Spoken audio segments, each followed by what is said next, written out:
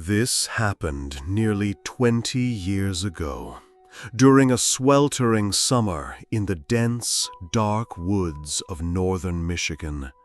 My friend Kathy, 18, my boyfriend's half-sister May, 16, and I, 17, were driving back from visiting friends in Kathy's Little Geo.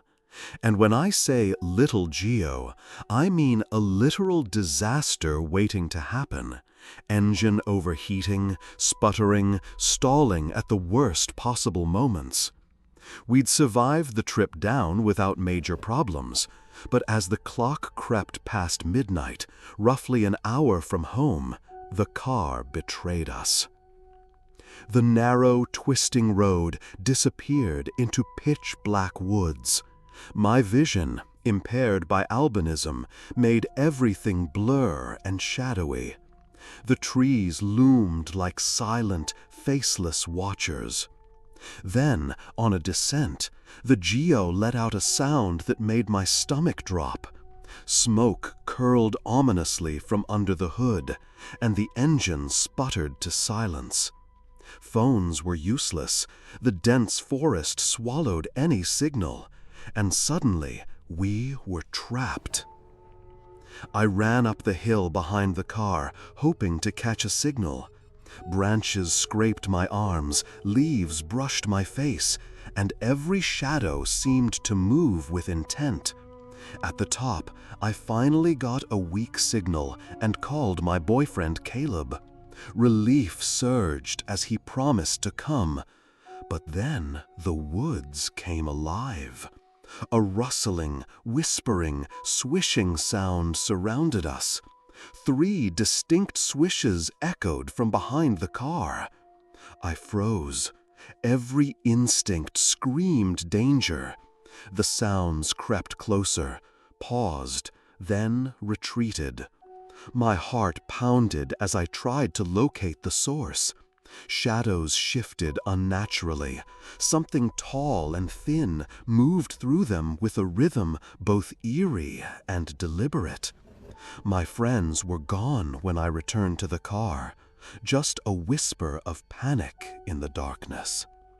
Then he appeared. The man we later called Corduroy emerged from the shadows. Tall, lean, with long sleeves hanging like grotesque flopping arms. His eyes gleamed in the sparse light of the Geo's failing headlights. He moved unnervingly, 2 steps forward, 1 step back, the swishing echoing through the woods like some sinister chant. We didn't scream. Our bodies were paralyzed with fear. He pressed his face against the window, lingering just long enough to make us feel trapped, powerless. My mind raced. What does he want? Why is he here? His movements weren't chaotic. They were ritualistic, predatory, almost hypnotic. Time stretched unbearably. Every snapping twig, every rustle of leaves made our hearts jump. Kathy trembled violently, May whispered prayers, and I clutched my own arms as if they could shield me from him. He circled the Geo, slamming branches against the windows with precision, each strike a cruel reminder of our vulnerability. And then headlights, the salvation of Caleb and Alex. They arrived like angels, but Corduroy was not done. He lunged, swished, and struck, but Caleb and Alex held their ground. In that tense, surreal standoff, Corduroy finally retreated, melting into the black woods, leaving only dread and unanswered questions. Even after we escaped, the horror didn't end. Returning the next day, we found my cigarettes, gone, shoved neatly through a window that never fully closed. It was a subtle, sinister signature. Corduroy had been there, silent, watching, leaving a mark to remind us he could return. Years later, the memory still haunts me. Every rustle in the wind, every shadow in a parking lot triggers that same cold dread. I think about how close we came to true terror, how lucky we were to escape without injury, and how helpless I felt in the face of someone so methodical and disturbed. The woods of northern Michigan had shown me their darkest secret. Predators don't always reveal themselves outright, and danger can lurk in silence, watching, waiting.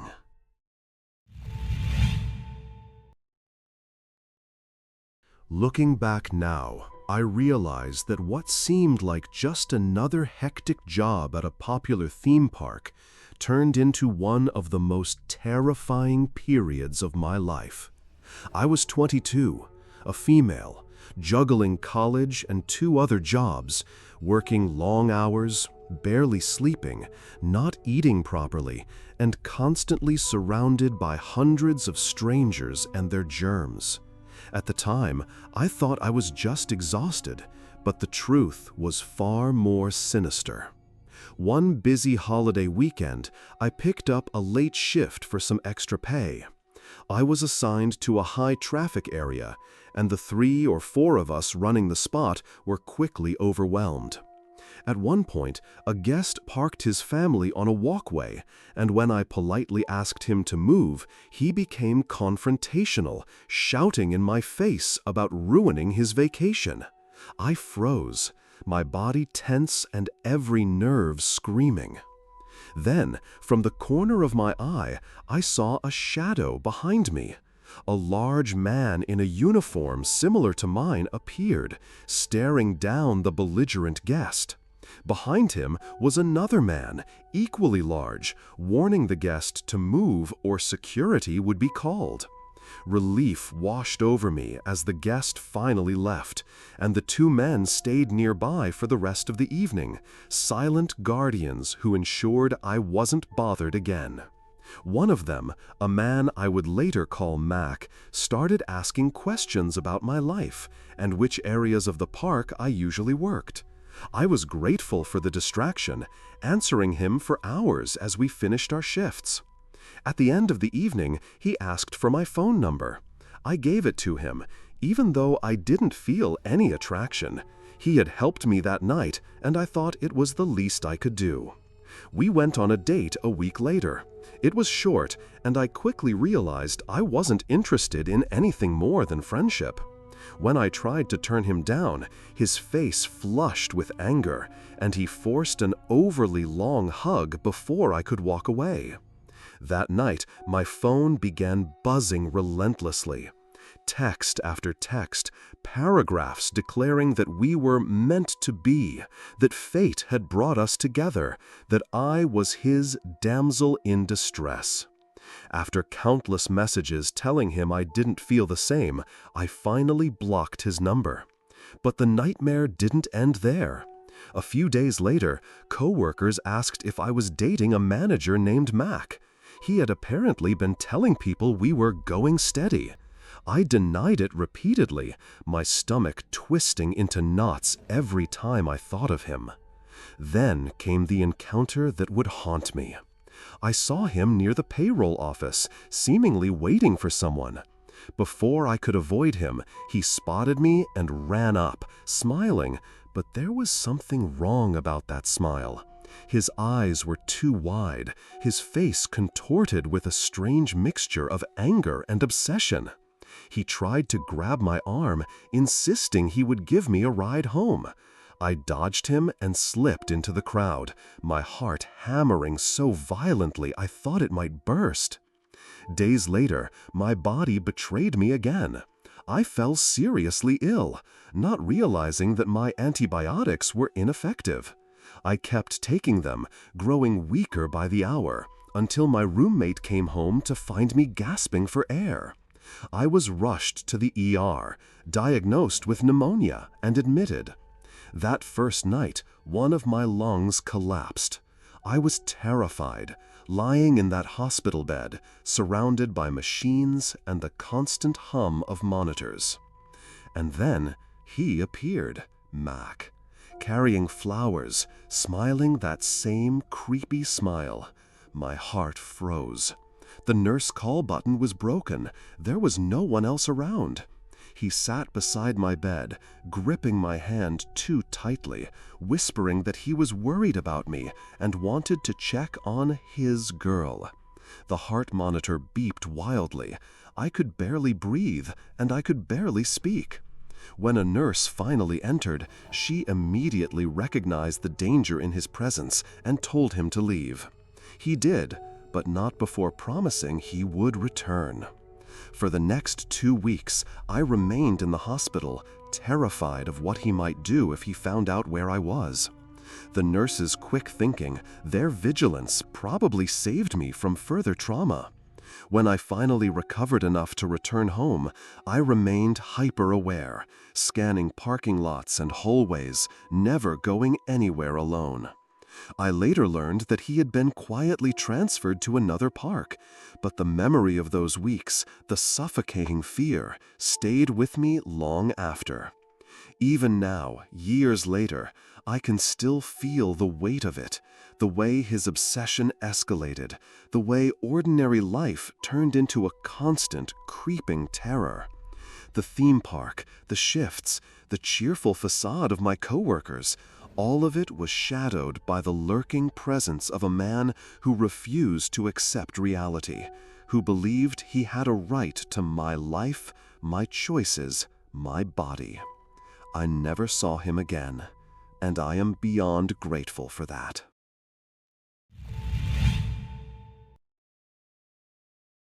When I was 19, I started working for a company that sent employees to remote areas of Australia. The main purpose of the job was simple. You reported when you were available to work, and they sent you to a farm for a few weeks to do whatever was needed. It was hard labor, long hours, but the pay was good. And if you happened to find the right people to work with, it could even be enjoyable. That summer, I was sent to a massive property that I was told was roughly the size of the state of Maryland. It was about a 9-hour drive from Sydney. The nearest town was 40 minutes down an empty road, truly the middle of nowhere. I worked on the farm, clearing scrub and brush, alongside 3 other guys my age from the city. Our supervisor, Jeremy, was the owner of the property. He helped us and oversaw the work. He was calm, generally friendly, and treated us well. The heat that summer was relentless. One day, when the thermometer read about 100 degrees Fahrenheit, 38 degrees Celsius, Jeremy decided to give us a day off. He said he knew of a water hole on the property, about a 25-minute drive to the north. I was desperate to swim, but the other guys just wanted to relax. So Jeremy and I got into the work truck and drove through the vast, empty landscape. The road cut through the endless flat land, dotted with occasional scrubby trees. Jeremy didn't talk much, so the drive was mostly silent. After about 20 minutes, he suddenly perked up and pointed to something in the distance. "See that, under those 2 dead trees?" If you're not familiar with the remote areas of Australia, the land there is mostly brown and red, flat and monotonous. Anything bright immediately catches your eye. And there it was, a strange, unnatural sight. A large blue shipping container sitting alone in the barren land. Jeremy was baffled. He hadn't seen it 5 weeks ago when he drove this way. We approached it cautiously, stopping about 100 meters away. I felt a chill creep over me, an instinctive sense that something was very wrong. Jeremy insisted we investigate. As we drew closer, the details became even more unsettling. A massive diesel generator thrummed behind it, and surveillance cameras on both sides of the container tracked our movements. My heart pounded as the sense of dread grew. The container's door had only a small padlock. We used bolt cutters to open it. The first thing that hit me was a cold blast of air. The container was air-conditioned. Inside, rows of computer equipment blinked with countless LEDs, emitting a low, ominous hum. We cautiously moved among the tables, staring at monitors filled with endless streams of data, cryptic files, charts, and lists. It looked like some twisted network, recording every movement, every location, every person. My mind screamed for me to leave, but I couldn't look away. Then I noticed a stack of boxes. Trembling, I began rifling through one. What I found nearly froze my blood. Neatly organized posters, DVDs, photographs, all depicting grotesque, disturbing scenes of people, organized and meticulous. I tried to warn Jeremy, but his face had gone pale, and we bolted back to the truck, desperate to call the authorities. The property's isolation meant the police took nearly an hour to arrive. When we returned to the container, it was already open, and inside a fire burned. The small extinguishers we carried were useless against the inferno. Whoever had been running this operation knew we were coming. They had destroyed the evidence in time. In the years since, Jeremy and I kept in touch. The container still sits on the property, too costly to remove. Who used it and for what purpose remains a mystery. But I will never forget the things I saw inside those boxes. For me, that container is one of the most horrifying places on Earth. Sometimes at night, I wake up and hear in my mind the cold hum of the servers, like thousands of silent victims screaming across the emptiness.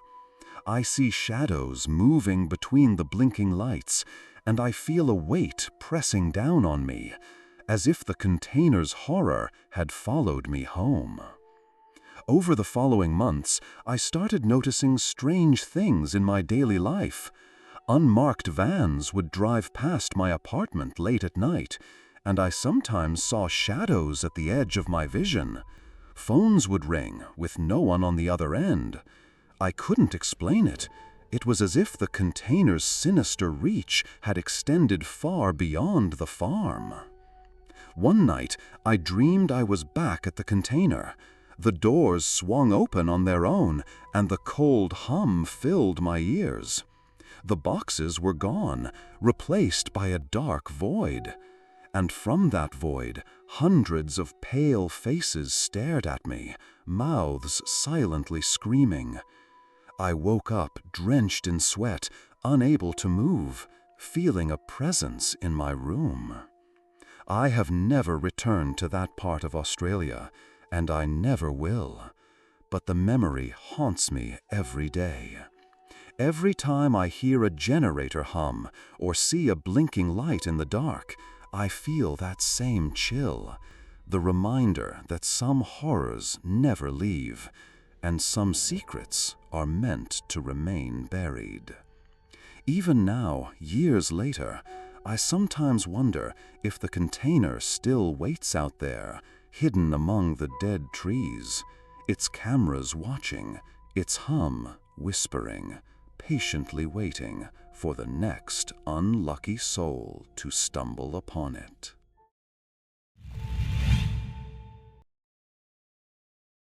It started as an ordinary decision in my mid-20s, joining the Army.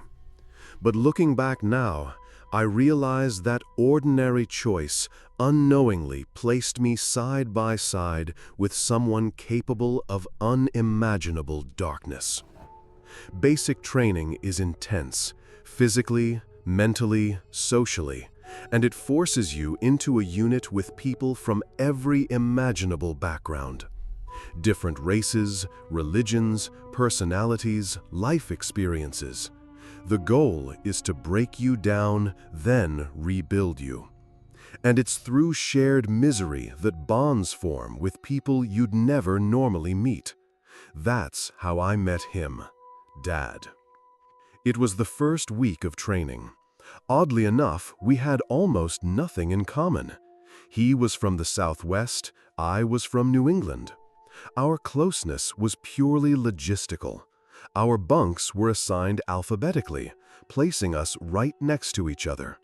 That meant he was the last face I saw before lights out, the first one at wake-up, and the person I got smoked next to during every drill sergeant's push-up session. We spent long hours cleaning weapons, marching for hours in the sun, running obstacle courses, and just killing time together. Yet, there was always something off about him. He asked strange, unsettling questions. "Are you really willing to die for this country?" he asked once during a long night when the barracks were silent except for the hum of the fluorescent lights. I told him, no, I'd go AWOL for my family. But he spoke about such things with a chilling certainty, like he had already made peace with unimaginable acts. He had no hesitation in admitting he joined the army just to leave town. Before enlisting, he had been deeply involved in cooking and using meth. I had no knowledge of that world, and I didn't touch drugs anyway, so there was nothing I could say. But even stranger was his habit of smuggling contraband: tobacco, porn, instant coffee. He would hide it in letters glued together, slipping them through the mail check. To him, it was a game, a thrill he bragged about endlessly, and the way he described it made it sound almost like a badge of honor. Then came the fight. What began as wrestling between him and another recruit escalated into full-blown violence within moments. Fists were thrown. The sounds of grunts and blows echoed in the barracks. It took several of us to separate them. Looking back, it never felt like a harmless tussle. It felt like we had glimpsed something darker beneath the surface, a capacity for aggression that terrified me without my fully realizing why. Despite all the oddities, there was one topic he never stopped talking about: his wife. He constantly spoke about missing her, how amazing she was, how she was the only one for him. He painted vivid pictures of their life together, recounting memories in minute detail, as though she were right there with him. At the time, I thought it was simply longing, understandable in the harsh world of basic training. We graduated together, then went our separate ways. Occasionally, I would see him at the same base, trying to strike up a conversation, only for him to act like he didn't know me or recall shared memories that never happened. I thought he was being eccentric or difficult, but the truth would later reveal itself in a far more sinister light. 3 years later, scrolling Facebook one night, I saw a news article shared by another former recruit. The headline screamed, "Ex-soldier arrested for murder and arson." My stomach dropped. It was him. The article described how he had been discharged from the army, then returned home, only to murder his ex-wife's new boyfriend and set the house ablaze. She had left him years before he enlisted, long before we met in basic training. Yet he had lived in complete denial, creating a delusional world where she still belonged to him. He left threatening notes taped to her door with no concern for getting caught. Within a day, he was arrested. Every word he had spoken about longing to see his wife, every story he told during training, it was a chilling glimpse into the delusions simmering beneath the surface. I found myself haunted by countless memories I had dismissed at the time. The intensity in his eyes when he spoke about her, The way he would sometimes stare at nothing, whispering to himself. The small but frequent acts that hinted at a need for control and obsession far beyond normal longing. I remembered nights where I could swear he was planning something, though I had no way of knowing what. What chills me to this day is the terrifying realization that for 3 months I had shared almost every moment of daily life with a man who could commit such acts, and I never had any clue. The smiles, the conversations, the shared misery, they masked something truly monstrous. The army teaches you to survive physical and mental stress, but it cannot teach you to recognize the darkness in another human being before it's too late. For anyone curious, the news article is linked below.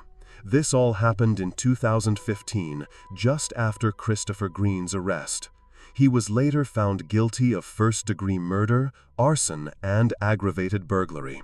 He is serving life without the possibility of parole for 50 years in the Oklahoma Department of Corrections. Even now, years later, I can't stop replaying the memories, haunted by the realization of how close I came to witnessing and perhaps being caught up in his unthinkable acts.